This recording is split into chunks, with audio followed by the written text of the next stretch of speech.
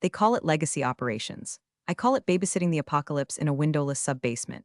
The air down here on the B2 level of the bank's Manhattan headquarters always smells the same. A distinct cocktail of ozone, stale vending machine coffee, and the quiet, humming despair of hardware that should have been decommissioned when the Twin Towers were still standing. I'm Linda. I'm 52 years old. I have a pack of Marlboro Reds waiting for me in my glove box like a lover I'm trying to quit. And I am the only reason 27 million distinct financial transactions happen every night between New York, London, and Tokyo. You'd think the people upstairs, the ones with the Italian suits and the teeth that cost more than my first car, would appreciate that. You'd be wrong. To them, I'm just the grumpy woman in the cardigan who refuses to use Slack because I'm too busy keeping their Ferraris fueled with digital gasoline. If you're the kind of person who enjoys watching corporate Titanic crashes in slow motion, do me a favor and hit subscribe. It helps the team, and honestly, it's cheaper than therapy for me. But back to the grime.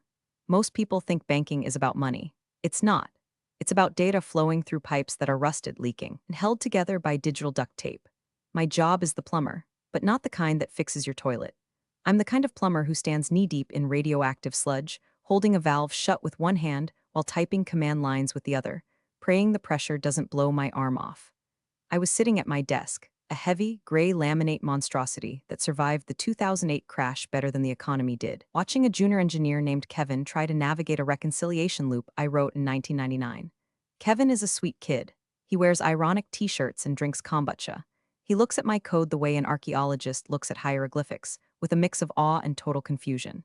Linda, Kevin stammered, his fingers hovering over his mechanical keyboard like he was afraid it might bite him. The batch script for the Asian markets. It's throwing a syntax error I've never seen. It says error 44, ghost in the machine. I didn't even look up from my crossword puzzle. It's not a syntax error, Kevin. It's a timing delay. The Singapore server farm has a handshake protocol that lags by exactly 300 milliseconds because the physical cable routing in their basement takes a weird turn around a structural pillar. I put that error message in there to remind myself to pause the script manually if the lag exceeds half a second. Just hit F5 and wait. Kevin hit F5. The screen flashed green. The terror drained from his face. How do you remember that? I don't remember it, Kevin. I feel it in my knees. When it rains in Singapore, my arthritis flares up in the server's lag. It's symbiosis. That was the ecosystem. Delicate, ancient, functioning. Then the door opened. You know how the pressure changes in a room when a hurricane blows a window out? That's what it felt like. But instead of wind, it was the overpowering scent of sandalwood, expensive ambition, and pure unadulterated bullshit. Enter Trent. Trent was our new CTO. He had been poached from some Silicon Valley unicorn that disrupted the dog-walking industry or some other nonsense. He was 30-something, wore a suit that was too tight in the ankles, and had a smile that didn't reach his eyes, a shark in loafers. He looked around my domain, my B2 kingdom of humming server racks and tangle wire nests, and his upper lip curled just a fraction of an inch. He wasn't seeing the billions of dollars of infrastructure. He was seeing a museum exhibit. He was seeing something unsexy. He was seeing me. So Trent said, his voice echoing too loudly off the metal cabinets. "This is the engine room, huh?" I slowly capped my pen. I didn't stand up. I learned a long time ago that standing up for men like Trent just makes them think you're ready to take an order. We prefer the core, Trent, but sure, engine works. He walked over to the main mainframe terminal, a beast of machine we affectionately called Big Bertha. He tapped the monitor with a manicured fingernail. Green text on a black screen. Very retro. Is this actually live, or is this just for monitoring? That terminal controls the Swift operational bridge, I said, my voice flat. If you spill your matcha latte on it, the European economy takes a sick day.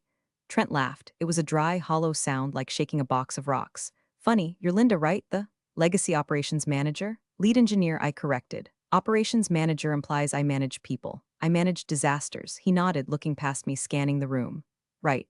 Well, Linda, I'm doing a tour of the infrastructure. We're looking to modernize, pivot to the cloud, microservices, agile workflows, bring this bank into the 21st century. I felt a twitch in my left eye. We are in the 21st century, Trent, and the reason we're still solvent is because this retro system actually works. It doesn't need a pivot, it needs respect and regular maintenance. He turned his gaze on me then. It wasn't friendly. It was the look a developer gives a line of code they intend to delete. Respect is great, Linda, but scalability is better. I've been looking at the metrics. The latency down here, it's embarrassing. We're losing milliseconds. In high-frequency trading, milliseconds are millions, and reliability is billions, I shot back. You can have it fast or you can have it right. This system reconciles accounts to the penny every single night across 14 currencies. It hasn't missed a beat in 27 years. You want to replace that with a cloud server hosted in Virginia that goes down every time someone trips over a cord at Amazon? Trent smiled again, that shark-like grin widening. I think you're underestimating what modern tech can do, Linda. You've been down here a long time. Maybe, too long, you get attached to the old ways. It's natural. But we're not running a history museum. We're running a bank. He started walking toward the exit, his heels clicking sharply on the linoleum. At the door, he paused and looked back at Kevin, who was trying to merge into his chair. Nice work, kid, Trent said, ignoring me completely. We'll get you some real tools soon. Get you off this dinosaur tech. Then he left. The silence rushed back in, but it felt different now. The hum of the servers sounded less like a purr and more like a growl. I looked at Kevin. He looked terrified. Called it a dinosaur, Kevin whispered. I reached for my bag and pulled out my thermos. Dinosaurs ruled the Earth for 160 million years, Kevin. Humans have barely managed 200,000. He thinks he's an asteroid, but he's just a tourist. But deep down in the pit of my stomach where the anxiety usually sat, I felt something shift. It wasn't fear. I was too old for fear. It was a cold, hard realization. Trent wasn't just an annoyance. He was an existential threat, not just to my job, but to the stability of the entire financial web we were weaving down here in the dark. I took a sip of my coffee. It was lukewarm and bitter, just the way I like it. Kevin, I said softly, pull up the activity logs for the last 6 months. I want to see everything Trent has accessed since he got his badge. Why? Kevin asked. Because I said, staring at the blinking green cursor on Big Bertha, if he wants a war, he's going to find out that the dinosaurs have really big teeth. This was the beginning. I could smell it. The ozone in the room seemed to sharpen, the static electricity raising the hair on my arms. Trent thought he could just walk in here with his buzzwords and dismantle the bones of this institution. He had no idea. He saw code. I saw arteries. He saw hardware. I saw organs. And if you try to rip out an organ without knowing what it does, the patient doesn't just get sick. The patient bleeds out. I lit a metaphorical cigarette in my mind because actual smoking down here would trigger the halon gas system and kill us all, and cracked my knuckles. Let's see what you've got, Wonder Boy, I muttered. The first casualty of any corporate war is communication. You stop getting the optional meeting invites, then the mandatory ones, then you stop getting the emails altogether. 2 weeks after Trent's little tour of the dungeon, I was walking past the main conference room on the 40th floor, the sky deck, as they called it. I was only up there because the vending machine in the basement had finally given up the ghost, and I needed caffeine to function. The sky deck is all glass walls, polished chrome, and people who look like they've never had a carbohydrate in their lives. Through the glass, I saw them. Trent, the CFO, the head of trading, and a flock of junior developers who looked like they were barely out of puberty. They were gathered around a massive smartboard. And there, written in red digital ink, was a diagram. It was my system. Well, it was a cartoon version of my system. It looked like a child's drawing of a nuclear reactor. Boxes labeled legacy bloat and obsolete logic were crossed out with big, aggressive X's. Arrows pointed to a fluffy white cloud labeled the future. I stood there, holding my lukewarm cafeteria coffee, feeling a cold heat spread through my chest. It wasn't anger. Anger is hot and messy. This was clarity. It was the feeling you get when you realize the strange noise in your car engine isn't a loose belt, but the transmission grinding itself into dust. One of the interns, a girl named Sarah who had actually helped debug a Python script last month, looked up and saw me. She froze. She nudged the guy next to her. Trent turned around. He didn't look embarrassed. He didn't look guilty. He smiled and waved, a little shoo-shoo motion with his hand, like I was the cleaning lady interrupting a board meeting. I didn't wave back. I turned and walked to the elevator, my heels sinking into the plush carpet that cost more per square foot than my house. Back in the basement, I didn't yell. I didn't throw things. I did what I've done for 27 years. I dug. Kevin, I said, sitting down at my desk, get me into the shared drive for the Project Phoenix initiative. Kevin looked up from his monitor, eyes wide. I don't have access, Linda. It's restricted to the strategy team. Kevin, I said, voice low and dangerous. I am the root admin for every server in this building. I have access to God's email if he uses our Exchange server. Get me in. 2 minutes later, I was reading the documentation. And it was worse than I thought. It wasn't just a modernization plan. It was an execution order. They were planning to decommission Process X. Now, let me explain Process X to you in terms that don't require a computer science degree. Imagine the bank is a human body. The trading desk is the mouth, eating money. The accounts are the stomach. Process X is the autonomic nervous system. It's the thing that tells the heart to beat and the lungs to breathe while the brain is sleeping. It's a middleware layer I wrote in 2002 to bridge the gap between the old COBOL mainframes and the new Java-based web interfaces. It handles the overnight reconciliation. When the US markets close and the Asian markets open, there's a weird limbo period where money exists in two places at once due to time zones and settlement delays. Process X freezes the accounts for exactly 1.4 seconds, verifies the funds, and then releases them. If you remove Process X, the system doesn't know the money has moved. It tries to spend the same dollar twice. It's called a double spend attack, and in the crypto world, it destroys currencies. In the banking world, it's federal prison time and global collapse. Trent's documentation called Process X redundant latency. Redundant, I whispered, reading the PDF on my screen. He thinks it's a bug. He thinks the delay is a bug. I read further. They plan to bypass the legacy bottleneck by routing transfers directly through a new API, an API that had no concept of the 1.4-second settlement gap. I sat back in my chair, the leather creaking under my weight. The air in the room felt thinner. What is it? Kevin asked. He could sense the shift. The kid was learning. They're going to cut the brake lines, Kevin, I said, staring at the glowing screen. They think the brakes are slowing down the car, so they're just cutting them. We have to tell them, Kevin said, standing up. We have to go up there and explain it. I looked at the ceiling, imagining the meeting going on 40 floors above us. I imagined walking into that room, explaining the intricacies of transactional integrity to Trent. I imagined his shark smile. I imagined him saying, "Thanks, Linda, but we need people who can scale." "No," I said. "We don't tell them yet." "Why not?" "Because they won't listen. They have to see the wall before they believe in the crash." I started typing. Not code, notes. I created a new folder on my personal encrypted drive. I named it the autopsy. I spent the next 4 hours documenting exactly what would happen. I pulled the logs from 2008 when a glitch in the old system caused a similar error. I pulled the patch notes where I fixed it. I traced the dependencies. I mapped the entire neural network of the bank's transfer system. By 6 p.m., I had a dossier that proved mathematically that Trent's plan was suicide. But I knew it wasn't enough. Facts don't matter to men like Trent. Narratives matter. And his narrative was new as good, old as bad. I was old, therefore I was bad. I packed up my bag. I put on my coat, a heavy wool trench that had seen better days. "Kevin," I said on my way out, "do not fix anything this week unless it is literally on fire. If a server lags, let it lag. If a report is late, let it be late. But why?" Because I said, pausing at the door, "They need to feel the weight of what we carry. If we keep making it look easy, they'll think it's useless." I walked out into the cool evening air of Manhattan. The city was alive, lights blinking, cars honking. A chaotic, beautiful mess. It worked because thousands of invisible people like me kept the traffic lights timed and the subways running. Trent wanted to fire the invisible people. I lit a cigarette, the flame of the lighter illuminating my face for a brief second in the darkening street. I took a deep drag, the smoke filling my lungs, familiar and toxic. "All right, Trent," I whispered to the glass tower looming behind me. "You want to drive the car? Here are the keys, but don't come crying to me when you hit the tree." I went home, poured myself a glass of cheap Merlot, and waited. The strategy session was over. The war was just beginning. And I had the ultimate weapon. I knew how the world ended. He didn't even know it was fragile. The request came down on a Tuesday morning, flagged with high importance red exclamation points. Subject, urgent. Legacy knowledge transfer/documentation audit from Trend Test, CTO to Linda M. Legacy Ops. Linda, per our modernization initiative. You need full documentation on all legacy dependencies by EOW. We're moving to the migration phase next month. Please upload all schematics, code comments, and logic flows to the new Confluence page. We need to democratize this data. No more silos. Democratize, I scoffed, reading the email. He means he wants to loot the temple before he burns it down. It was the classic move. They couldn't fire me yet because they didn't know what I did, so they were trying to download my brain into a wiki page. Once the wiki was full, Linda would be empty. And an empty Linda is an unemployed Linda. "What are you going to do?" Kevin asked. He was eating a bag of artisanal kale chips that smelled like feet. "I'm going to give him exactly what he asked for," I said, cracking my knuckles. "He wants the code, he gets the code. He wants the schematics, he gets the schematics. But won't that help him replace you?" I turned to Kevin and gave him a grim smile.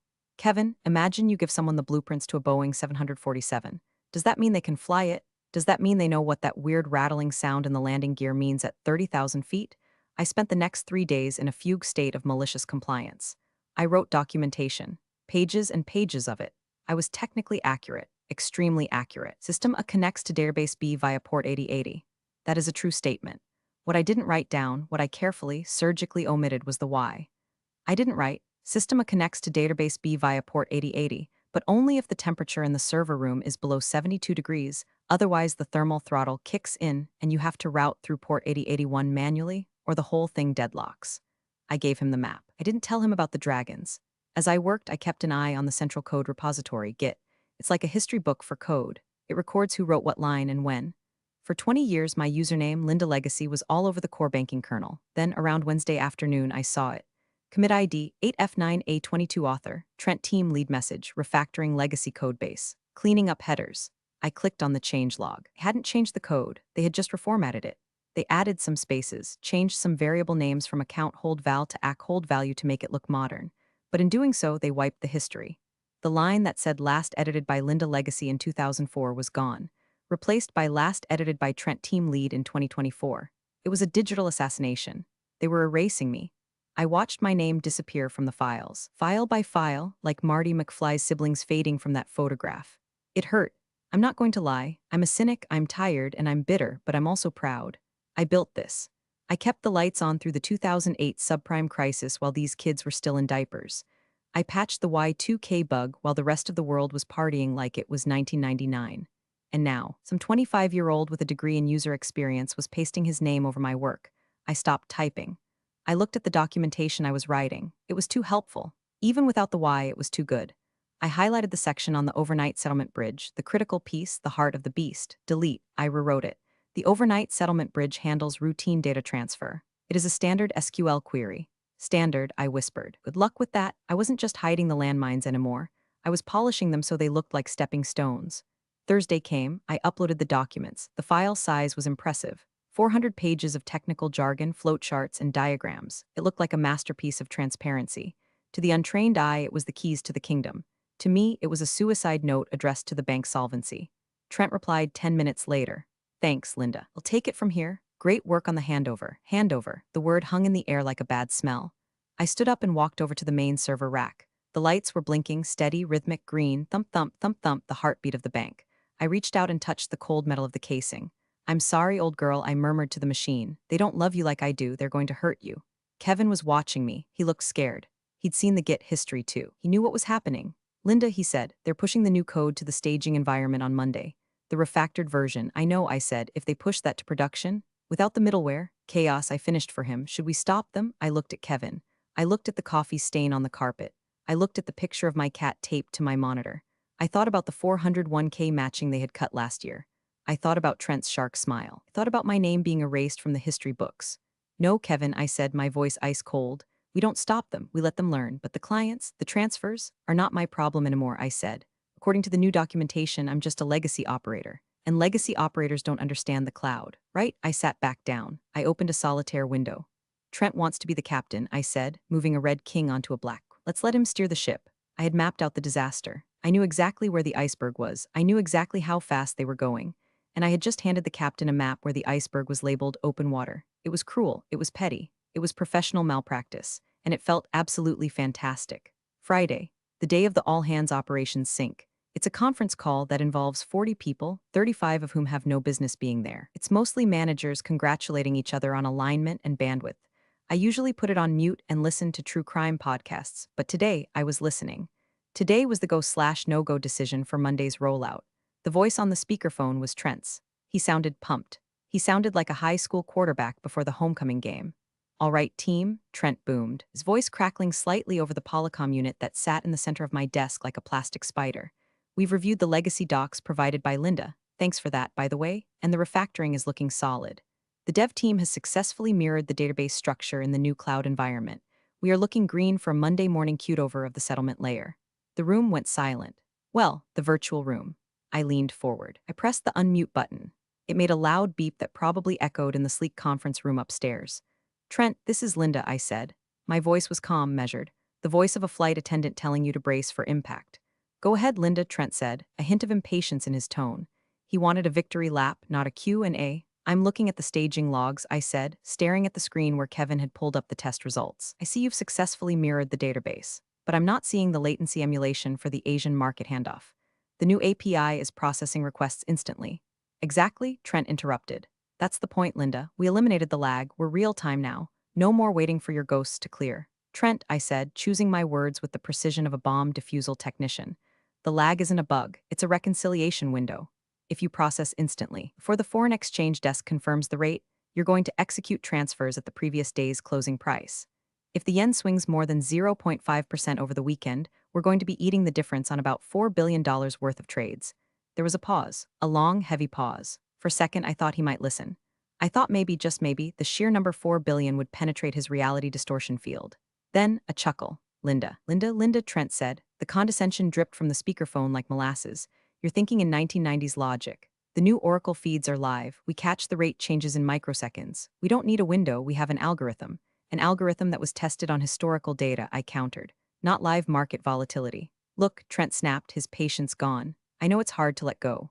You built a system that worked for its time. But frankly, a script kid could code circles around your old batch files today. We're moving forward. The decision is made. Monday, 9 o'clock a.m., we flip the switch. A script kid. The insult hit me in the chest. I've spent weekends sleeping on the floor of this server room. I've missed birthdays, anniversaries, and one funeral to keep this bank running. I wrote the code that saved them from the flash crash of 2010. He compared me to a teenager in a hoodie copying code from Stack Overflow. I looked at Kevin. His jaw was on the floor. He looked at me, waiting for the explosion. Waiting for me to scream, to resign, to threaten. I smiled. It was a terrifying smile. It was the smile of a predator that has just stopped hunting and decided to simply wait for the prey to die of stupidity. Understood, Trent, I said into the phone. You're the CTO, it's your call. Just let me know when the circle's complete. Will do, Trent said, dismissing me. All right, moving on to the marketing updates. I muted the phone, I stood up. Kevin, yeah, go home, but it's only 2 o'clock p.m. Go home, Kevin, take the weekend off, turn off your phone, do not check your email, do not log in. Linda, what are you going to do? I walked over to the main console. I pulled up my personal admin script, the one called the janitor. It was a collection of automated patches, cron jobs, and error catchers that I had running in the background for years. It was the invisible safety net that caught all the mistakes the sloppy junior devs made. It was the thing that scrubbed the data, checked the dates, and paused the system when it got too hot. I'm going to do exactly what Trent wants, I said. I'm going to stop interfering. I'm going to let his superior code run without my obsolete crutches. Typed a command, sudo service janitor stop. The terminal prompted me, are you sure? Y/N, I didn't hesitate. I hit Y, then enter.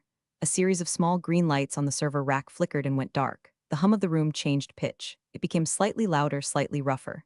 The safety rails were gone. I'm just letting the script kid drive, I said. I grabbed my purse. I grabbed my coat.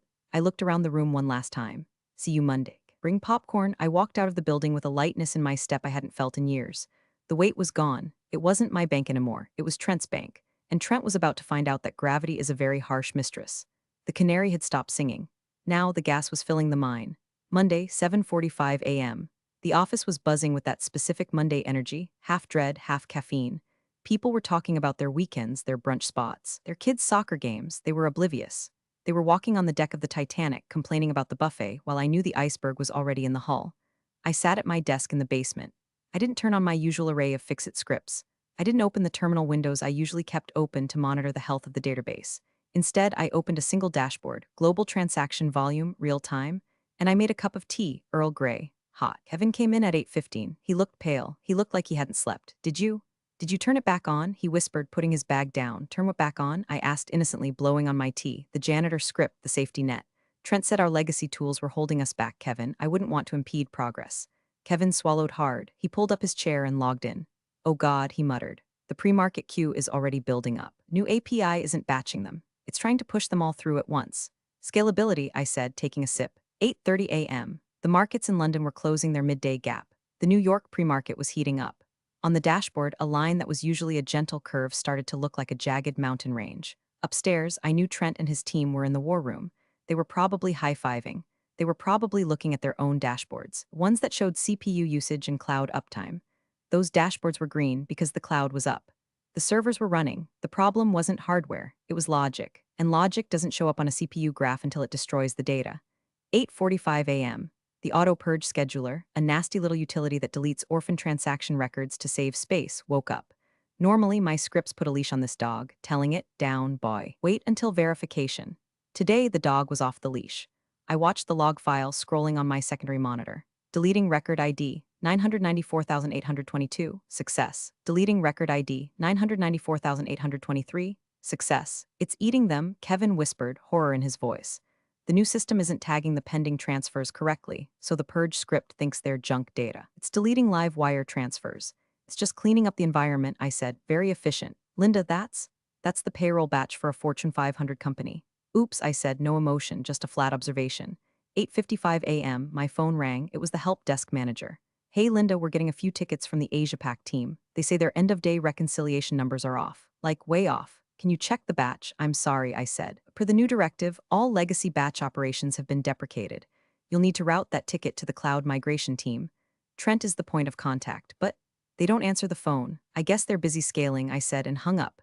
9 o'clock a.m. Opening bell on Wall Street, the floodgates opened. The volume on the dashboard spiked vertically. It went from a mountain range to a rocket launch. The new API, stripped of my bottleneck middleware, accepted every single connection request simultaneously.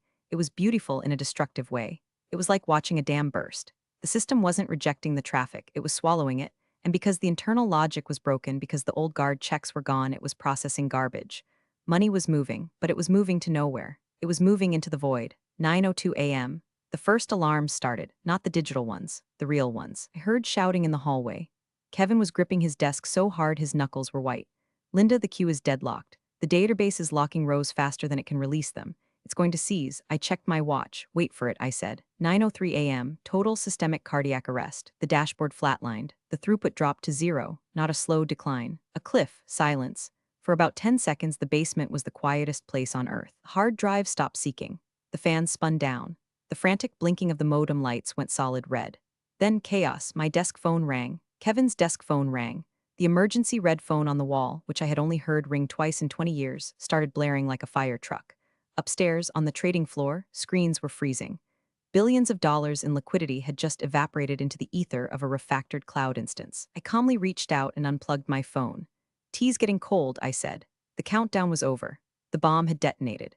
And I was the only one with the defusal kit, which I had conveniently left at home, or rather in my head.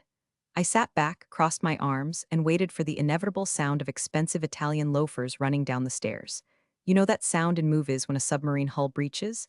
That groaning, tearing metal sound before the water rushes in. That's what the bank sounded like at 9:04 a.m. It wasn't water, though, it was panic. It started as a murmur from the ceiling, the collective vibration of 300 traders slamming their fists onto their desks simultaneously on the floors above. Then came the stampede. Kevin was staring at his monitor, which was now just displaying a cascading waterfall of error codes. Error 503, deadlock detected. Transaction rollback failed, integrity violation. It's all failing, Kevin stammered. The retry loops are attacking the primary database. It's a DDoS attack, but we're doing it to ourselves. Self-inflicted wounds are always the hardest to treat, I noted, opening a bag of pretzels. The door to the server room burst open. It wasn't Trent yet. It was Mike from the treasury desk. Mike was a guy who usually looked like he'd just stepped out of a GQ photo shoot. Right now, he looked like he'd been chased by wolves. His tie was crooked and he was sweating through his shirt. "Linda," he screamed, bypassing pleasantries, "we can't clear the Fed wire. The interface is frozen. I have $400 million meant for the Deutsche Bank settlement stuck in pending. If that doesn't clear by 9:15, we trigger a liquidity default event." I looked at Mike. I liked Mike. He once bought me a muffin. "I'm sorry, Mike," I said, on my best customer service face. But the Fed wire interface was replaced this weekend. It's now part of the Phoenix cloud. You'll need to speak to the modernization team. I tried, Mike yelled. Their dashboard says all systems operational, but my screen is black. That's the beauty of the cloud, I said. It's always sunny up there, even when it's raining shit down here. Mike looked at the red lights on the server racks. "Can you fix it, please? We're bleeding out." "Don't have access anymore," I lied. "My permissions were revoked to improve security posture. You need Trent." Mike let out a stream of expletives that would have made a sailor blush and ran back out the door, presumably to hunt Trent for sport. 9:10 a.m. The Asia teams were waking up to the nightmare. My email inbox, which I was watching on a side screen, was filling up at a rate of 50 messages per minute. Urgent, critical, stop, help. Frantic energy was delicious.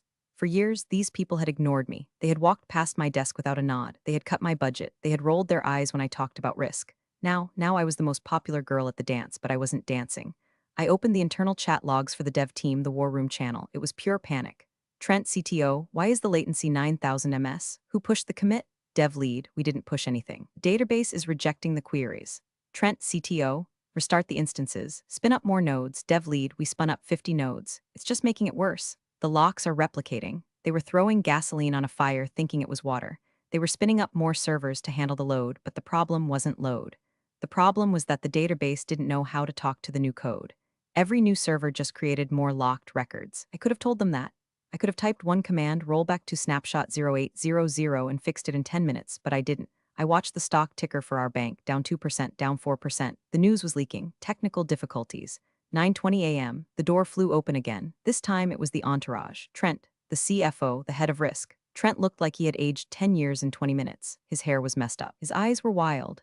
The swagger was gone, replaced by the primal fear of a man watching his stock options turn to ash. "Linda," Trent gasped out of breath, We need access to the legacy bridge." I swiveled my chair around slowly. "The legacy bridge? But Trent, that's obsolete. It's a dinosaur. A script kid could code circles around it." "Stop it," he snapped, though his voice cracked. "The new system is failing. We need to route through the old middleware until we figure out the bug." I can't do that, I said. Why not? The CFO demanded. He was a terrifying man named Marcus who usually scared me. Today, he just looked like a man who was about to lose his bonus. Because I said, pointing to the empty space on the rack where a cable used to be, I decommissioned it. As per the memo on Friday, all legacy redundancies must be removed to ensure full adoption of the new platform. I pulled the plug, Trent. Literally. Trent stared at the empty port. He looked like he was going to vomit.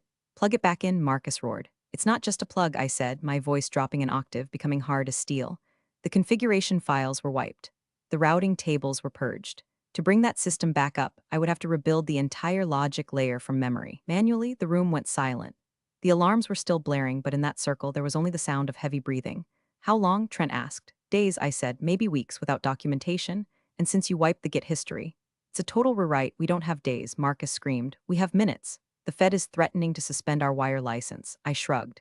Then you better hope your script kids learn fast. I saw the realization hit Trent's eyes. He knew I hadn't actually wiped it. He knew I was holding the keys, but he couldn't prove it, and he couldn't fix it without me. He looked at me, and for the first time there was no arrogance, just desperation. Linda, he said, his voice trembling, please, it was a good start, but I wasn't done yet. They dragged me upstairs. Not literally, but the gravity of the situation pulled me out of the basement and into the executive war room on the 50th floor. View was spectacular. You could see the Statue of Liberty. She looked unbothered. Inside the room, it smelled of fear and dry erase markers. The massive screens on the wall were red, all red. A global map of the bank's operations looked like it had chickenpox. There were about 15 people in the room. Developers, VPs, PR crisis managers. They were all yelling into phones or typing furiously on laptops. When I walked in, the room quieted down. It was like the doctor walking into the waiting room to tell the family the surgery went wrong. Status, Marcus, the CFO, barked. He was pacing the length of the table. Trent was slumped in a Herman Miller chair, looking at a tablet. We tried to fail over to the backup data center in New Jersey, but what? Marcus demanded. But the backup was configured to mirror the live environment, Trent whispered. It replicated the error. New Jersey is dead too. Of course it was. Because they didn't understand that redundancy means having a different system, not a clone of the broken one. We are currently blind, the head of risk said, his face gray. We don't know who owns what. We have trades settling in Tokyo that we can't verify. If we don't get the ledger back online by 10 o'clock a.m., the cascade effect triggers default clauses in our counterparty contracts. We are looking at billions in liability, not to mention the reputational damage. We are done. Everyone looked at Trent. Trent looked at the table, then Marcus looked at me. Linda, Marcus said. His voice was different now. It wasn't the voice of a boss, it was the voice of a customer. Trent says you can't bring the old system back. Is that true? I walked to the whiteboard. I picked up a black marker. I ignored the millions of dollars of technology in the room and drew a simple square. This is the bank, I said. I drew a line coming out of it. This is the money. I drew a jagged line cutting the connection. This is Trent. There was a nervous shuffle in the room. The system isn't dead, I said, capping the marker. It's in a coma. The logic is confused because you fed it contradictory instructions. You told it to be fast and safe without the mechanism that ensures safety. Can you wake it up? Marcus asked. I can, I said. Trent's head snapped up. You said the files were wiped. I lied. Said simply, I'm a sysadmin, Trent. We never delete anything, we just hide it. A wave of relief washed over the room. I saw shoulders drop. I saw smiles start to form. They thought it was over. They thought the janitor was going to clean up the mess and they could go back to their lattes. Just tell us what to do, Marcus said, checking his watch. We have 20 minutes. I'm not telling you anything, I said. The relief vanished. Excuse me? Marcus stepped forward. Linda, this is insubordination. I am ordering you to fix this system. I laughed. It was a genuine, hearty laugh. Insubordination? Marcus, I'm an at-will employee in a legacy role that is slated for elimination next month. You can fire me. Go ahead. Fire me right now. Marcus froze. He knew he couldn't. If he fired me, the bank died. I don't work for you right now, I said, leaning against the mahogany table. Right now, I am an independent contractor. My services are in very high demand. This is blackmail, Trent hissed. No, Trent, I said, looking him dead in the eye. This is capitalism, supply and demand. You have a demand, a functioning bank. I have the supply, the code. The price just went up. I looked around the room. I saw the fear. I saw the realization that their fancy titles and MBAs were useless against 27 years of spaghetti code and intimate knowledge of where the bodies were buried. You want the legacy system back? I asked. You want the dinosaur to save you? Yes, Marcus said through gritted teeth. What do you want? I pulled a yellow post-it note from my pocket. I had written it out while I was drinking my tea. I slapped it onto the whiteboard, right in the center of the square I had drawn. Let's talk numbers. The yellow post-it note looked comically small on the massive whiteboard, but everyone in the room leaned in to read it. Consulting fee, $10,000 and 0 cents per hour. Minimum 4 hours. Payment terms, immediate wire transfer. Prepaid $10,000 an hour? Trent sputtered. That's extortion you make. What? $80,000 a year. I made 85, I corrected him. But that was the employee Linda rate. That rate included benefits, a false sense of security, and the privilege of being ignored. The contractor Linda rate includes a premium for emergency recovery of a catastrophic failure caused by executive incompetence. This is ridiculous, Marcus, the CFO, fumed. We can't just wire a consultant $40,000 on the spot. There are procurement processes, vendor onboarding, compliance checks. I checked the digital clock on the wall. 9:42 a.m. The Asian market's close in 18 minutes, I said calmly. If the reconciliation isn't done by then, the Tokyo Exchange will flag our trades as failed. Do you know what the penalty is for a failed settlement of this volume? It's usually about 0.5% of the total value. I did some mental math. On $4 billion, that's $20 million, plus the SEC fines, plus the lawsuit from the shareholders. I turned to Marcus. So, you can lose $20 million in 18 minutes, or you can pay me 40 grand right now. It's a simple ROI calculation, Marcus. I thought you guys loved those. Marcus looked at the clock. He looked at the red screens. He looked at me. He was sweating. He realized that I wasn't bluffing. He also realized that I was right. 40,000 was a rounding error compared to the disaster unfolding. Can you actually fix it? He asked, his voice low. In 18 minutes, I can fix it in 12, I said. Marcus pulled out his phone. He dialed a number. Get me Treasury. Yes, emergency override. I need a wire transfer pushed through immediately. Beneficiary? He looked at me. LLC is named Legacy Solutions, I said. I set it up last night. I hadn't, but I had a shell company from an old freelance gig years ago that was still active. Always be prepared. I gave him the routing number. Yes, 40,000. Immediate release. Override the flagged checks. Authorization code Alpha Zulu 9. He hung up. It's done. You'll see it in your account in 2 minutes. I'll wait for the confirmation, I said, folding my arms. We don't have time to wait, Trent yelled. We always have time for verification, I said. That's the lesson of the day, isn't it? 2 minutes passed. Agonizing, silent minutes. The phone in the center of the table beeped. Wire confirmed. I checked my banking app on my phone. There it was. $40,000. More than I used to make in 6 months, earned in the time it took to drink a cup of coffee. All right, I said. Move. I walked over to Trent's laptop. He scrambled out of the chair like it was on fire. I sat down. It was a nice laptop. MacBook Pro top specs. Shame the operator was defective. I opened the terminal. The text was white on black. First, I said, typing as I spoke. We kill the new API. Kill all -9 process Phoenix on the big screen. The jagged lines of the failing transactions flatlined to 0. Now, I said, we wake up the dead. I accessed the hidden partition where I kept the real system. The one I supposedly wiped. Mount/dev/sda1/mnt/legacy service process X start. What are you doing? A junior dev asked, watching over my shoulder. I'm re-engaging the middleware, I said. I'm putting the brakes back on the car. I typed the command that would save their asses. A command that invoked the 1.4-second delay. /reconcile batch sh force ignore timestamp. I hit enter. For 3 seconds, nothing happened. The cursor blinked. The room held its breath. Then scrolling text, green text, connecting to Singapore, success, connecting to London, success, verifying ledger. Batch 1 cleared, batch 2 cleared. On the main wall, the red alerts started turning green. One by one, then in clusters, the queue is clearing. Someone shouted, the backlog is processing. But it's slow, Trent complained, watching the numbers tick up. It's not slow, I said, not looking up. It's careful. It's checking the money before it moves it. You're welcome. 9:56 a.m. All settlements confirmed. The head of risk breathed out, sounding like he was about to cry. We made the cutoff. The room erupted. People were cheering, high-fiving. Trent looked like he had just survived a firing squad. I stood up. I closed the terminal. Pleasure doing business with you, I said. Wait, Marcus said. You're not leaving? We need you to monitor the overnight cycle. My contract was for a minimum of 4 hours, I said. But the scope was fix the crash. Crash is fixed. I'm taking the rest of the day off. But what if it breaks again? Trent asked, panic creeping back into his voice. I smiled. Then I guess you'll have to hire me again.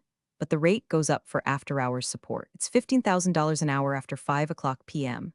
I walked toward the door. I felt 10 feet tall. Oh, and Trent? I said, pausing at the threshold. Yeah, don't delete the janitor script this time. He works cheaper than I do. I didn't go back to the basement. I didn't need to. I had my personal laptop in my bag, and I knew Kevin would handle the cleanup.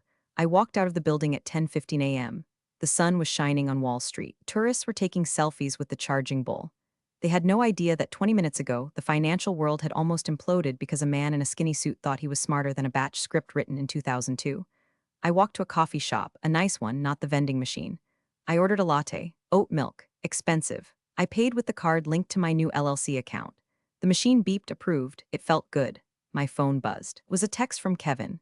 Kevin, you are a legend. Trent is literally shaking. They are putting Process X back into the permanent architecture documentation. They're calling it the Linda layer. I laughed. The Linda layer. A piece of code that does nothing but tell the machine to wait, to breathe, to think before it acts. A monument to patience in a world addicted to speed. I finished my coffee and walked to the subway. I wasn't going back tomorrow. I had already drafted my resignation letter. It was short. Dear Marcus, please accept this as my formal resignation, effective immediately. For future support inquiries, please contact Legacy Solutions LLC. Rates attached. Regards, Linda. I knew they would pay it. They had no choice. They could hire 10 new Trents, but none of them would know why the Singapore server lags when it rains. None of them would know that the database locks up if you run the payroll batch at the same time as the backup cycle. I had spent 27 years being invisible, being the legacy, the dinosaur. But here's the thing about dinosaurs, they were the apex predators for a reason. And here's the thing about legacy systems, they survive because they work. I got on the train. I found a seat. I put in my headphones. I wasn't an employee anymore. I was a consultant. And for the first time in my life, I wasn't just keeping the lights on. I was owning the switch. As the train rattled into the tunnel, plunging us into darkness, I closed my eyes and smiled. The system was running. The money was safe. And Trent was probably staring at a green screen, terrified to touch a single key. We're all healed. Appreciate you sticking around, you legends of the break room. Subscribe for more chaos. Let's make your old managers spill their coffee in fear.